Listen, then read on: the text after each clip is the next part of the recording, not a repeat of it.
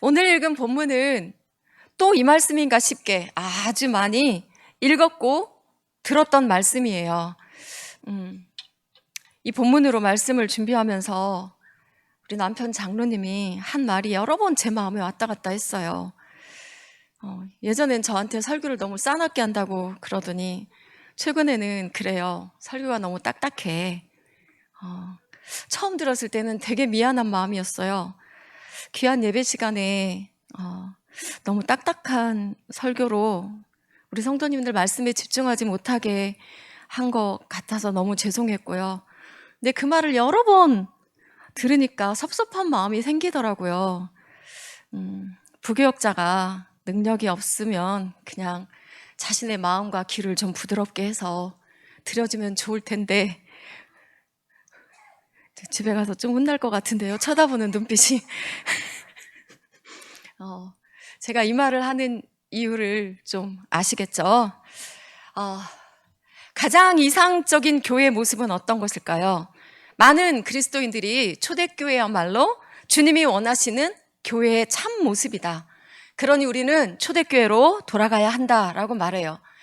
또 어떤 이들은 초대교회 당시의 상황이나 환경이 지금 시대와는 맞지 않는 거기 때문에 초대교회로 돌아가야 한다는 것은 어불성설이다 라고 이렇게 말하기도 합니다.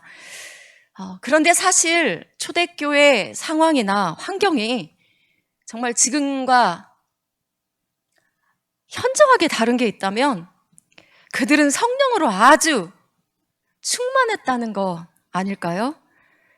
그들에게 성령 충만이 없었다면 사실 그 초대교회 살았던 사람이나 지금 사는 우리나 사람 사는 거 뭐 얼마나 다를 게 있겠어요. 아마 대부분의 사람들의 생각은 초대교회가 가장 이상적인 교회의 모습이 왔다. 그런데 그게 현실적으로 가능하겠는가? 그런 교회를 만들고 싶은 마음이 누군들 없겠는가? 그런데 그게 가능하겠냐고. 사실 이 말이 아주 타당한 듯 보이기도 하지만요. 또 믿음 있는 사람들의 입에서 나올 수 있는 말은 아닌 듯 싶기도 해요. 우리 초대교회 모습 누가가 이렇게 기록했어요. 좀 전에 읽었지만 다시 한번 같이 읽어볼게요. 사도행전 2장 43절에서 47절입니다. 다 같이 읽으실게요. 사람마다 두려워하는데 사도들로 말미암아 기사와 표적이 많이 나타나니 믿는 사람이 다 함께 있어 모든 물건을 서로 통용하고 또 재산과 소유를 팔아 각 사람의 필요를 따라 나눠주며 날마다 마음을 같이하여 성전에 모이기를 힘쓰고 집에서 떡을 떼며 기쁨과 순전한 마음으로 음식을 먹고 하나님을 찬미하며 또 온 백성에게 칭송을 받으니 주께서 구원받는 사람을 날마다 더하게 하시니라. 아멘. 이 말씀 중에서 이 시대의 교회가 가장 어려워하는 일이 무엇일까요? 몇 달 전에 일산에서 전도사 사역을 하는 아가씨를 만났어요. 신학을 전공하고 전도사로 섬기고 있는 정말 보기 좋게, 보기 드물게 믿음이 좋은 아가씨였는데 이 아가씨가 섬기는 교회는 매일 밤 모여서 예배를 드린대요. 예배가 끝나면 밤 11시부터 1시까지 또 조를 짜서 철야를 한대요. 근데 이분은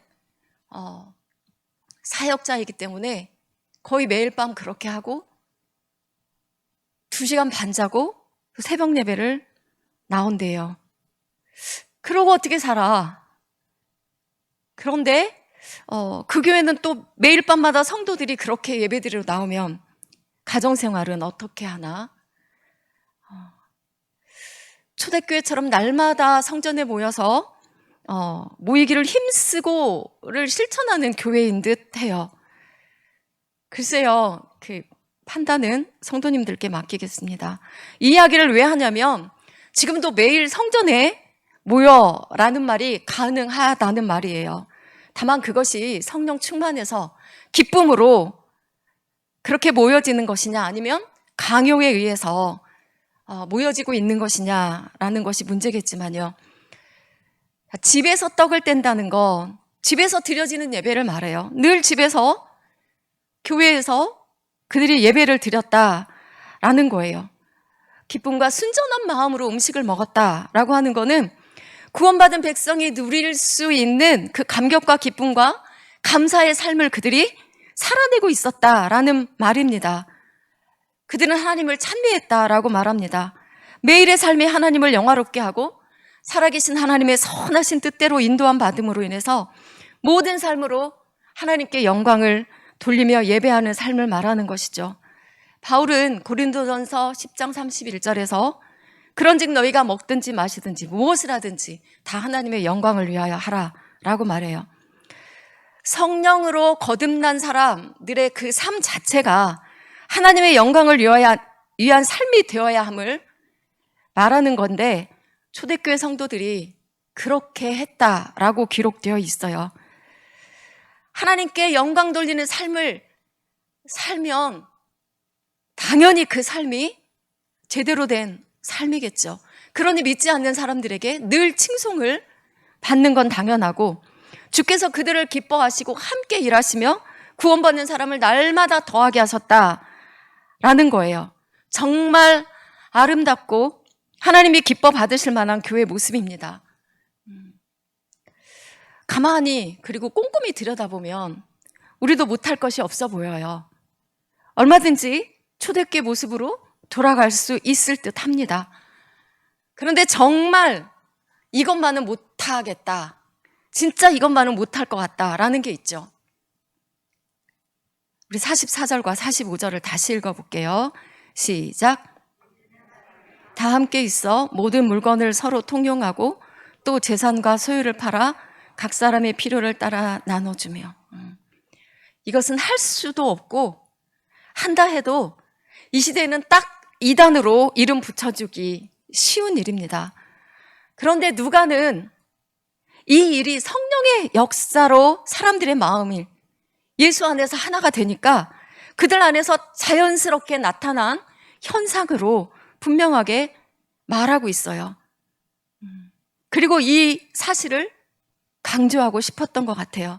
어쩌면 성령이 충만하고 그리스도 안에서 한 형제자매 된 사람들의 삶이 이래야 되지 않는가 함을 성령께서 강조하고 싶으셨는지도 모릅니다.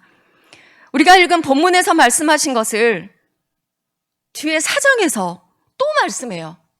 우리 금방 2장 읽었잖아요. 4장에서 또 말씀하면서 이것이 성령의 능력이 아니면 할 수 없음을 말씀합니다. 우리 4장 32절과 32절에서 35절까지 함께 읽겠습니다. 믿는 무리가 한 마음과 한 뜻이 되어 모든 물건을 서로 통용하고 자기 재물을 조금이라도 자기 것이라 하는 이가 하나도 없더라. 사도들이 큰 권능으로 주 예수의 부활을 증언하니 무리가 큰 은혜를 받아 그 중에 가난한 사람이 없으니 이는 밭과 집 있는 자는 팔아 그 판값을 가져다가 사도들의 발 앞에 두매 그들이 각 사람의 필요를 따라 나누어 줌이라. 앞에 2장에서 얘기하고 4장에서도 또 똑같은 말씀을 하고 있어요. 사도들이 예수 이름의 능력으로 나면서부터 안진뱅이 되었던 자를 일으켰고요. 또 기사와 표적이 많이 나타났고 그날에 믿는 자의 수가 3,000명, 5,000명씩 늘어났다. 이게 너무너무 놀라운 일이죠. 성령의 능력이 아니면 일어날 수 없는 일들입니다. 그런데 정말 놀라운 게 뭐냐면 우리가 금방 읽은 이 말씀이에요. 자기 재물을 자기 것이라 하는 자가 하나도 없더라. 어떻게 이런 일이 가능할까요?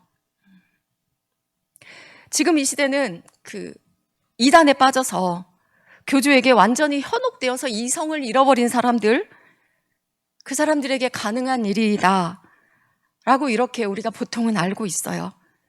그런데 지금 성경이 말하고 있는 거는 오직 예수 이름으로 모인 사람들에게서 이런 일이 일어났다 이렇게 말하고 있어요.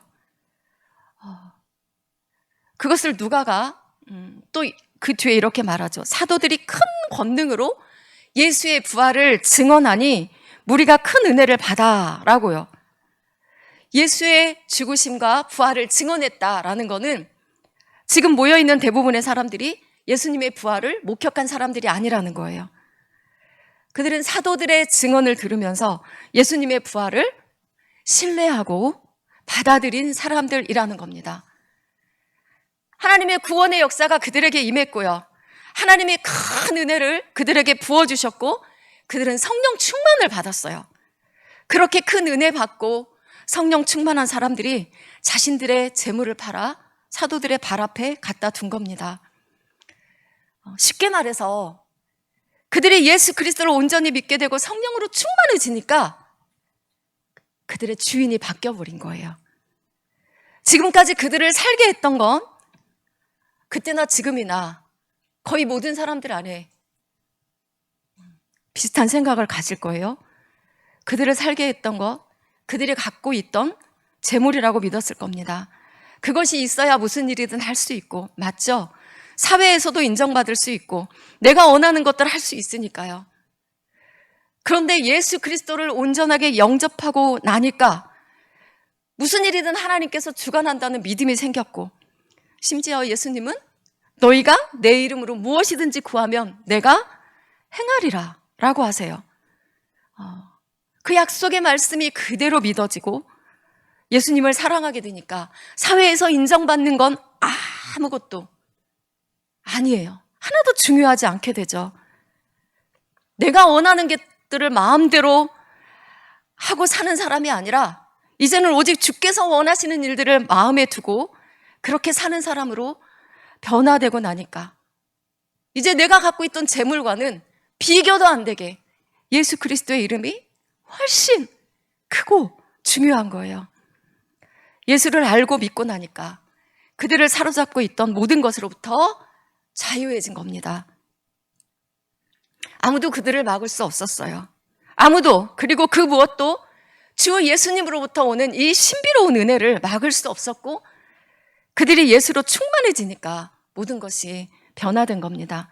고린도후서 5장 17절에서처럼 그런즉 누구든지 그리스도 안에 있으면 새로운 피조물이라 이전 것은 지나갔으니 보라 새롭게 되었도다 라고 하죠. 이 말씀이 어쩌면 그대로 그들에게 임한 것입니다. 하나님이 그들을 새로운 피조물이 되게 하셨어요. 그들을 새롭게 다시 지으셨고 새롭게 다시 지어진 사람들의 공동체 모임이 바로 교회였습니다. 베드로와 요한이 나면서부터 안진뱅이였던 사람을 예수의 이름으로 일으킨 후에 제사장들과 사두개인들과 관리들이 예수의 부활 전함을 너무나 싫어해서 베드로와 요한을 잡아 가두었어요. 그리고 다음 날 묻습니다. 너희가 무슨 권세와 누구의 이름으로 이 일을 행하였느냐? 베드로가 대답하죠. 우리 사도행전 4장 8절에서 12절을 함께 읽겠습니다.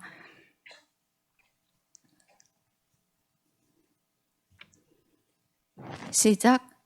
이에 베드로가 성령이 충만하여 이르되 백성의 관리들과 장로들아 만일 병자에게 행한 착한 일에 대하여 이 사람이 어떻게 구원을 받았느냐고 오늘 우리에게 질문한다면 너희와 모든 이스라엘 백성들은 알라. 너희가 십자가에 못 박고 하나님이 죽은 자 가운데서 살리신 예수 그리스도의 이름으로 이 사람이 건강하게 되어 너희 앞에 섰느니라. 이 예수는 너희 건축자들의 버린 돌로서 집 모퉁이의 머릿돌이 되었느니라. 다른 이로서는 구원을 받을 수 없나니 천하 사람 중에 구원을 받을 만한 다른 이름을 우리에게 주신 일이 없음이라 하였더라. 아멘. 예수로 충만한 새로운 피조물이 된 사람들에게 어떤 협박도 감금도 가난함도 두려움이 될 수 없습니다. 천하 사람 중에 구원받을 만한 다른 이름이 없음을 믿고 선포할 수 있었죠. 예수 이름의 능력과 사랑과 은혜로 충만했기 때문입니다. 그런데요, 그런 그들 가운데도 여전히 옛사람의 모습을 그대로 가진 사람들이 있었다는 거예요. 모두가 다 성령 충만하여서 한 마음과 한 뜻을 갖고 그렇게 모여 있는 것 같았지만 그렇지가 않더라는 겁니다. 우리 사도행전 4장에서 초대교회 사람들의 이야기를 좀 전에 읽었어요. 그리고 5장에서 바로 아나니아와 삽비라 이야기를 합니다. 그렇게 아름다운 초대교회 모습으로만 이야기하다가 아나니아 이야기 갑자기 하는 건 무슨 이유일까요?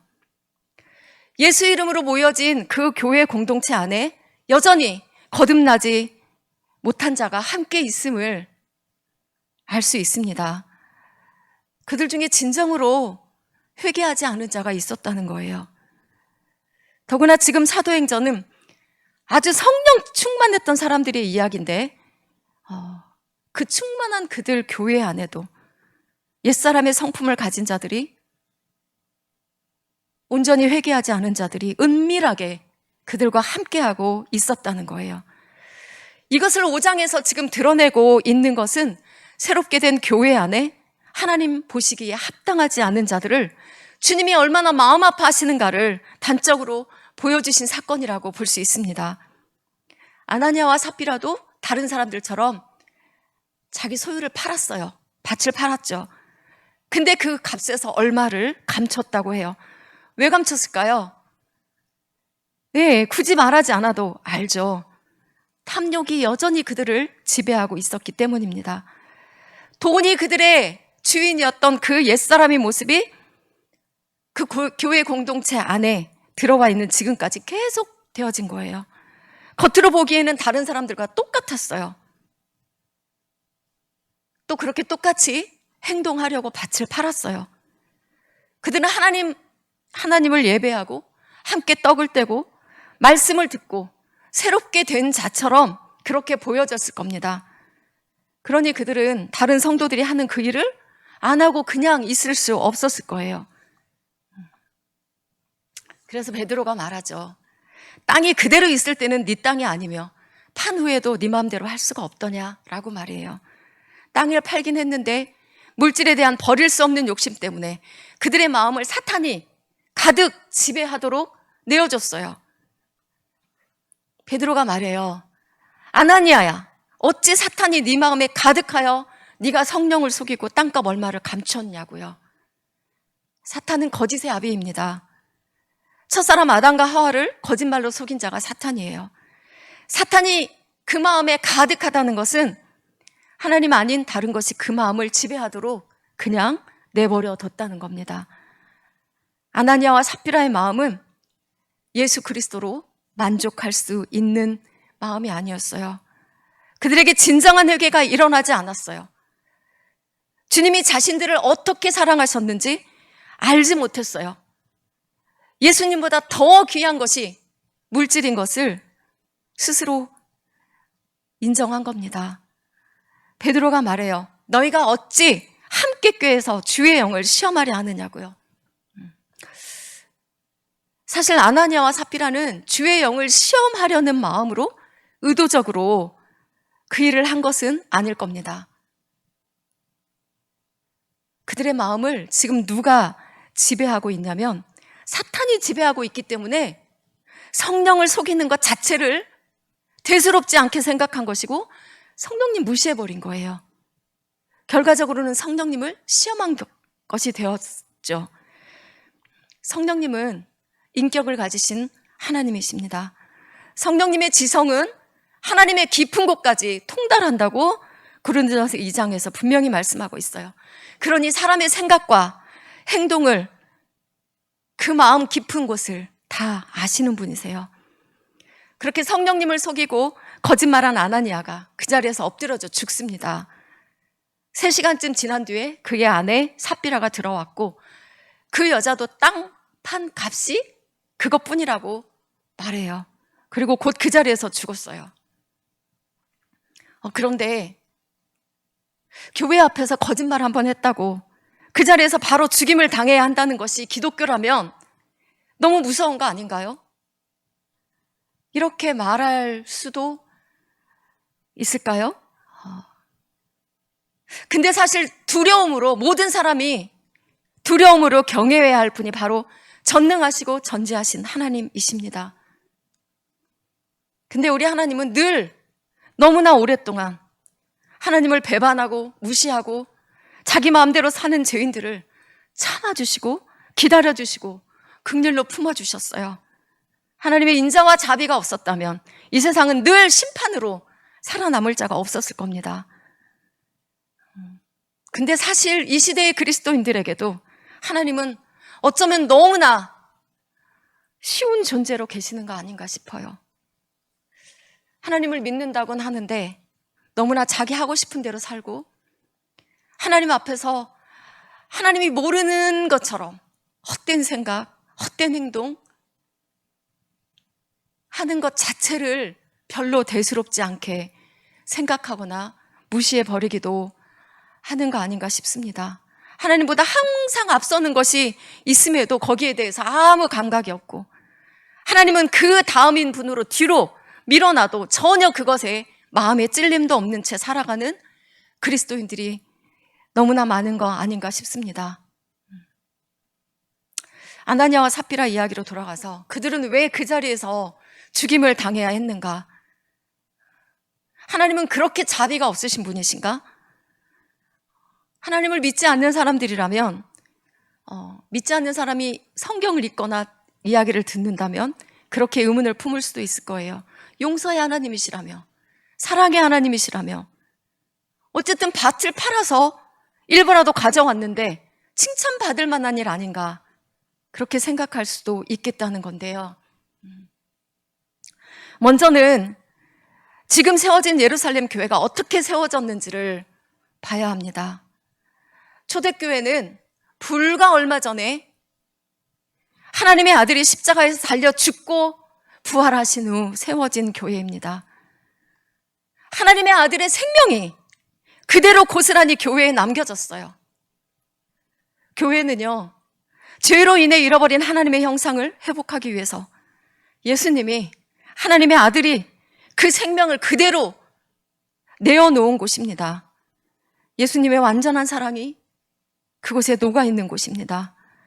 그의 피로 구원받은 사람들 안에 온전한 사랑의 공동체로 모여지길 원하셔서 세우셨습니다. 친히 주님은 교회의 머리가 되셨고, 교회는 주님의 몸으로 그렇게 하나가 되기를 원하셨어요. 예수 그 이름 외에 그 무엇도 그들을 구원할 이름이 없고, 예수 그 이름 아닌 인간의 어떤 의로운 행위가 교회에 들어와서는 안 되었습니다. 하나님과의 연합과 교제가 순결한 예수의 피로 이루어진 곳입니다. 초대교회 안의 주인은, 그리고 지금 우리 교회 안의 주인은 단 한 분 예수님입니다. 초대교회는 에덴이 다시 회복된 모형이 되었다고 해도 과언이 아닙니다. 잘 아는 말씀인데 고린도후서 5장 17절에서 19절 함께 읽어보겠습니다.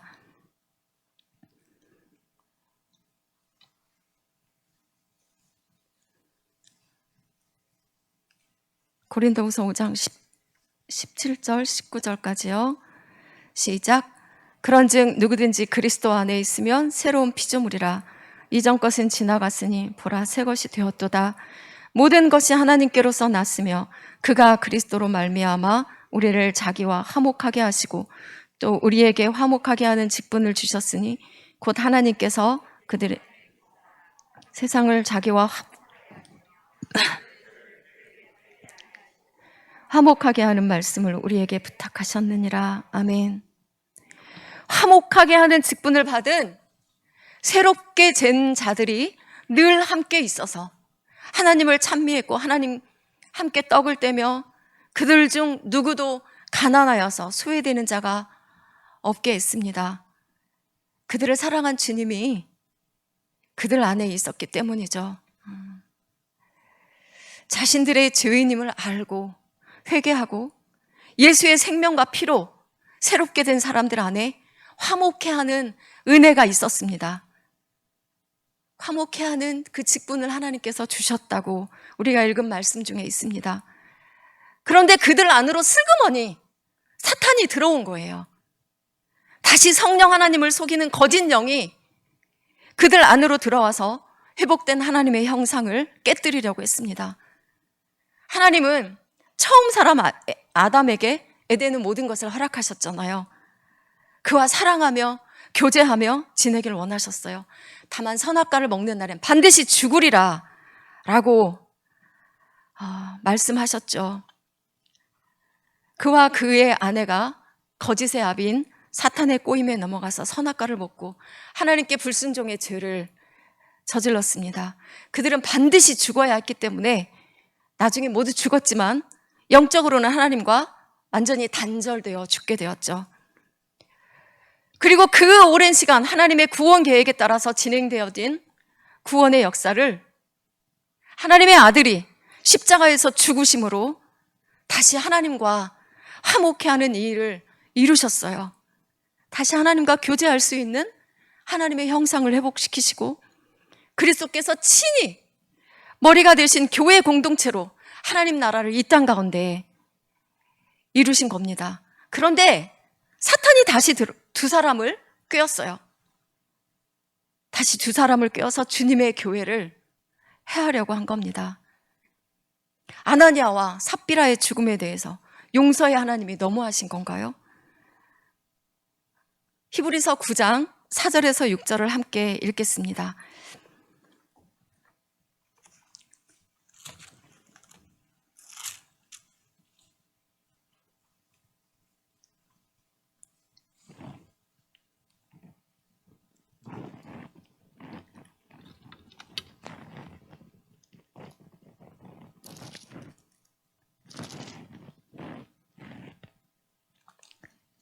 잠시만요.